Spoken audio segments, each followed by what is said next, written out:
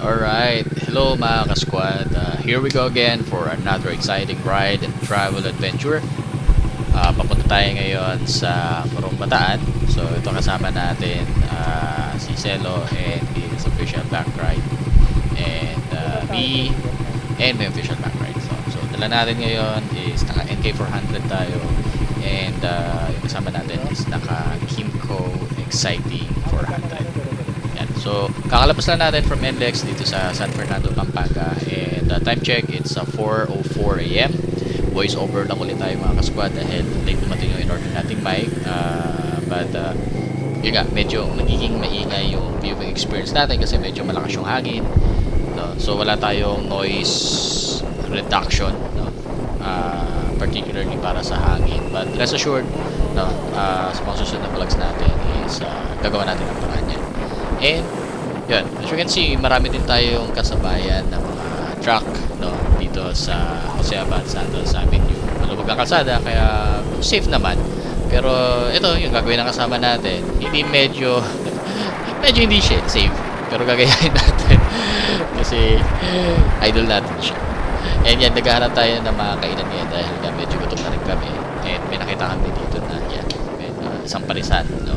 So, habang pa ito kami, medyo nagdadalawang isip kami kung tutuloy pa namin, hindi, babalikan pa namin, hindi. Pero dahil gutom na kami, we decided na balikan na lang. And mapapansin nyo na medyo mabagal yung pag-ikot natin kasi medyo may kabigatan tong NK400 natin. Para sa mga hindi pa nakakala, it's over 200 kilos. So, talagang mabigat siya, no? Compared dun sa mga family niya ng 400cc.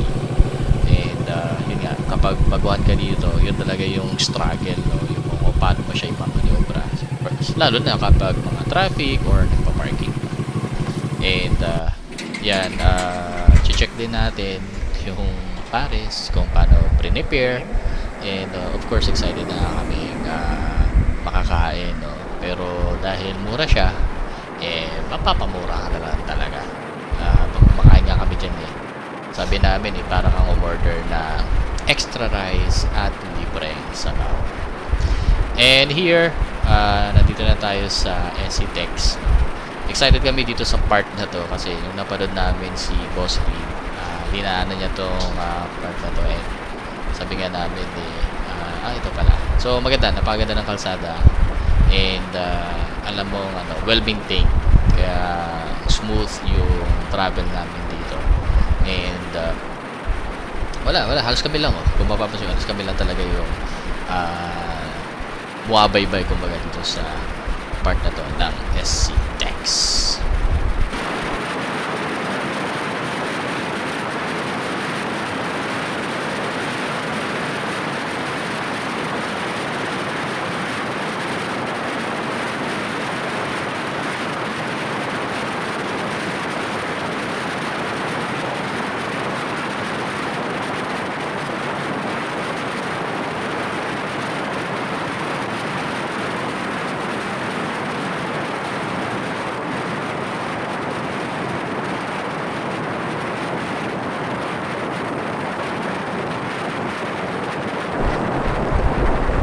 Time check, it's 5:26 AM. So almost or over almost 1 hour and 30 minutes na rin tayo po biyahe.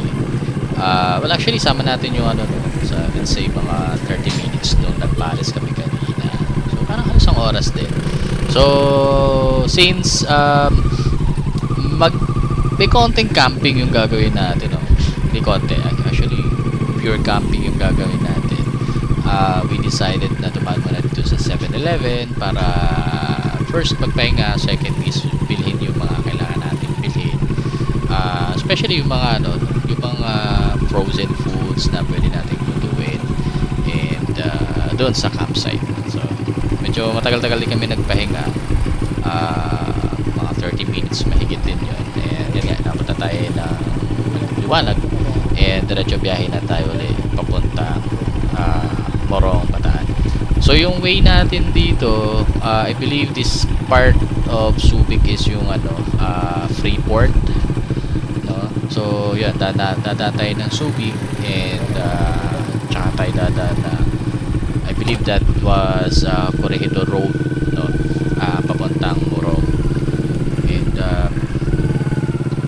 medyo kami dito, tawag dito, I believe yung mga ibang rules ng Subic when it comes to traffic, no? Parang lalo na may mga nadaan na kaming stoplight na parang nung una nakita namin parang defective ba to, parang naka-red lang siya. So may rules pala dito, yung first stop first to go. So di namin talaga siya alam. Buti na lang wala namang nanghuli sa amin, walang umara sa amin. But for those who will travel here in Subic, it's a must that you have an idea, you have the knowledge sa traffic rules ng Subic, kasi hindi natin alam, di ba? Baka mamaya parahin na lang kayo bigla dyan, tapos ulihin kayo, tapos sabihin nyo na hindi nyo alam. Sabi nga nila, ignorance of the law is not an excuse. So dito may nakita tayong hindi namin masilip ko anong klaseng motor to, pero ang baba. Ang cute lang, liit pero laki ng gulong niya, hindi ko alam po anong motor yun.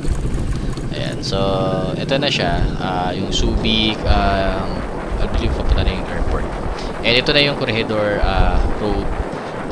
Maganda, may mga konting lubak-lubak, pero hindi, all throughout the experience natin dito maganda yung naging biyahe natin, smooth lang. Tapos ayan, nature kumbaga, no? Kasi buong biyahe mo dito puro puno lang madadaanan mo, puro puno, magandang kalsada, magandang simoy ng hangin, so relaxing siya. Siyempre chill rin lang rin kasi yun naman talaga isa dyan dito, kung chill. Hindi ko lang sure dyan kayo, no? Kasi hello. Chill ka ba, Selo? Magsalita ka. Ayan, so dito na tayo. Medyo mababa tong road na to. Parang 6:12. Scotty pa lang pala ito. Mga around 15 minutes pa lang tayo po. And matadaanan din dito natin dito yung kalawali ng resort na yun, Kalayan o basta kung ano mang resort yun. And dadaanan din natin yung Subic Safari. So yan, mamaya may kita nyo yung Subic. So ito nga siya, Ocean Adventure pala, sorry naman. Ocean Adventure pala yun. So ito na yung papasok dun sa sa Subic Safari. Medyo creepy lang kasi nga mas masukal na yung dito yung mga puno, no? Ayan. And nagtanong kung anong ba meron dito. So sabi namin may dinosaur dito. Kasi yun yung feeling parang may T-Rex na lang na biglang lalabas dyan. Ayan. So pero di naman talaga natin papusuan yung safari. Dito sa part na to, yun nga, umikot nga pala tayo guys, no? Nagkaroon tayo ng detour kasi dun sa main road ginagawa yung kalsada, kaya dyan tayo pintaan. Pero siguro once na maging okay na yung kalsada or maayos na nila yun, doon na lahat dadaan. Ayan, namiss kami dito sa mga bunkers. Ayan, bigla ko lang din sa yung panahon ng World War. Ayan, may kasi tayo mara ng World War.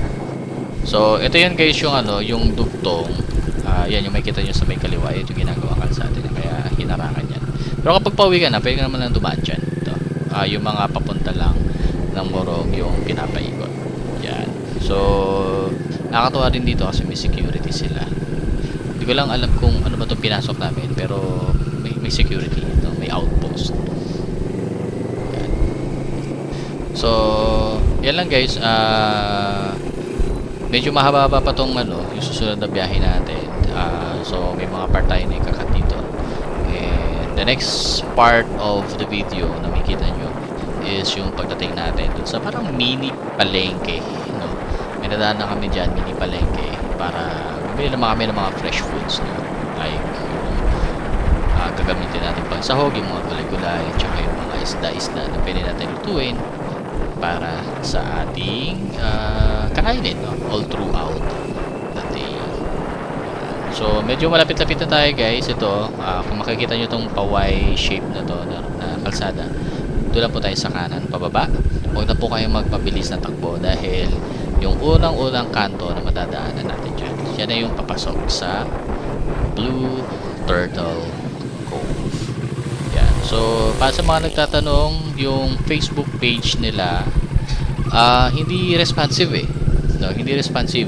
So, wala talaga tayong nakausap dito. Actually, nung nag-inquire kami, wala nag-reply sa amin, wala tayong nakausap. So, nag-decide na lang talaga kami na why not try na pasukin na lang.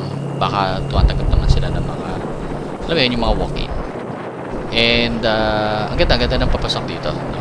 So, hindi siya kagaya ng ibang mga resort na, dahil na yung mga na-inquire namin before, na puro putik yung papasok. At least dito, sementado. Kaya maganda yung entrada nila. Pero sa entrada lang yun. Ayan, itong part na to, ayan, yung susunod na part na to medyo maputik na, no? Ayan. Kaya struggle is real pagdating sa part na to. Pero kita nyo naman, dito pa lang, maganda yung view, maganda yung setting, na kung talagang chill lang yung habol mo, mag-relax, mag-camping, gano'n. Be with the nature. Maganda to dito sa Blue Turtle Cove. O, diba? Ang aga namin, 6:30 or 6:20, makita yung oras. Yan. Nung dumating kami dyan, siguro, dalawa. Iyan. Dalawa lang yung nagka-camping, guys. Ang maganda pa dito, guys, yung motor nyo or yung sasakyan nyo, pwede nyo i-park malapit mismo sa beach front or katabi ng tent nyo.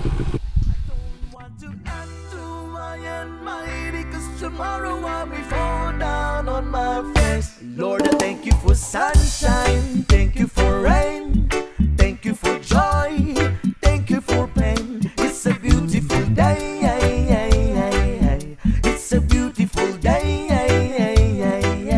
Lord, I thank you for sunshine, thank you for rain, thank you for joy, thank you for pain. It's a beautiful day. It's a beautiful day. I wanna thank you, Lord, for love and care and blessing that we share. I thank you, Lord, for food we eat, for all the friends we meet. Alright, yan. Medyo nakapag-set up na tayo ng tent dito, mga guys. Nakapag-ice na rin tayo ng mga gamit. And it's time to appreciate the beauty of this resort.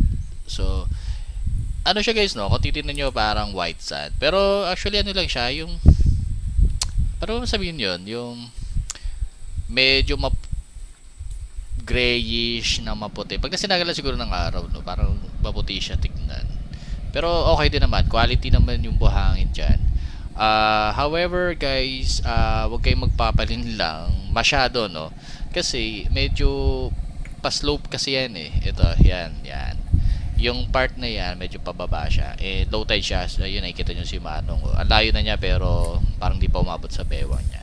So, yung slope na yan, guys, yung pababa na yan, medyo hindi siya well-maintained, kumbaga, no?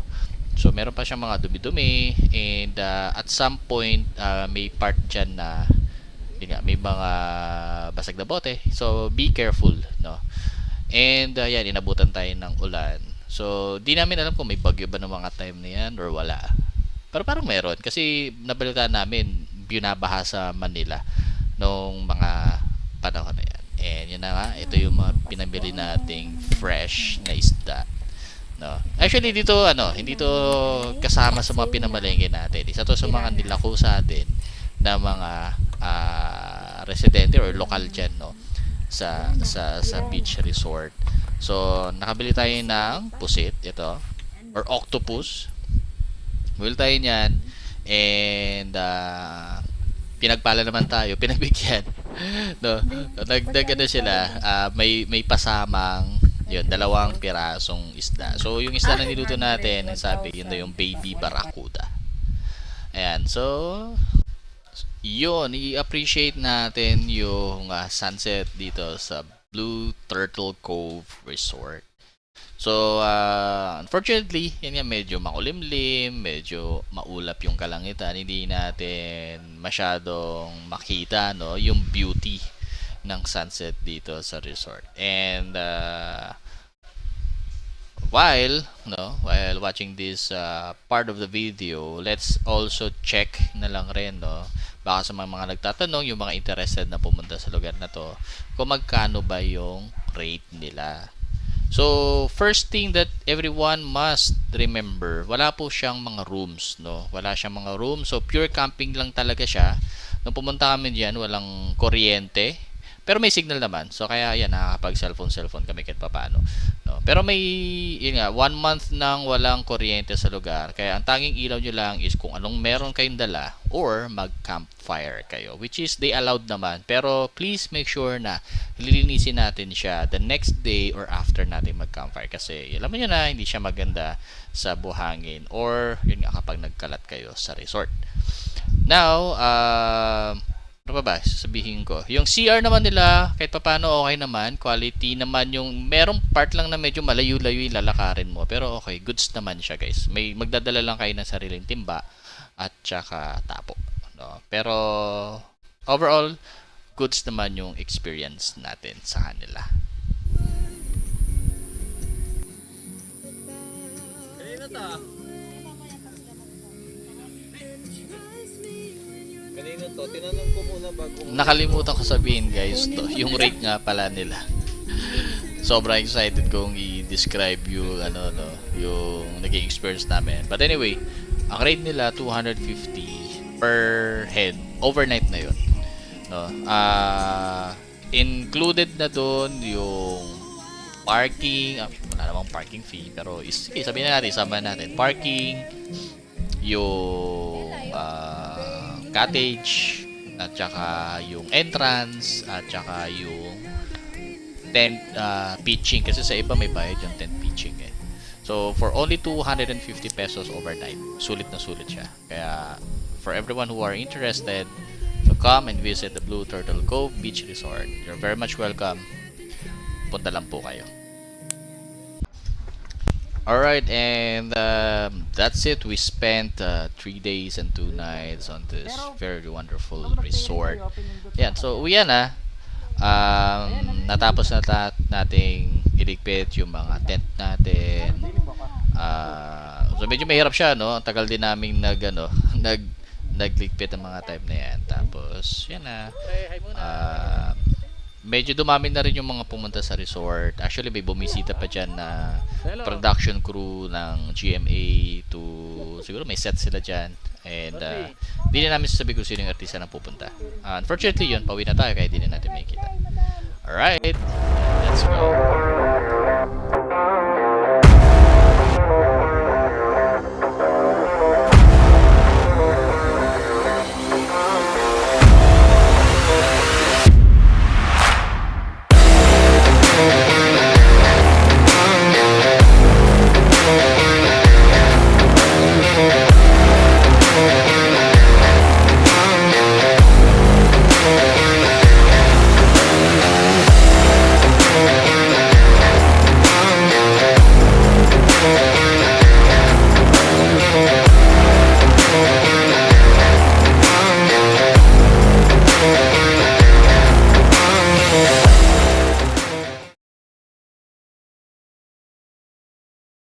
You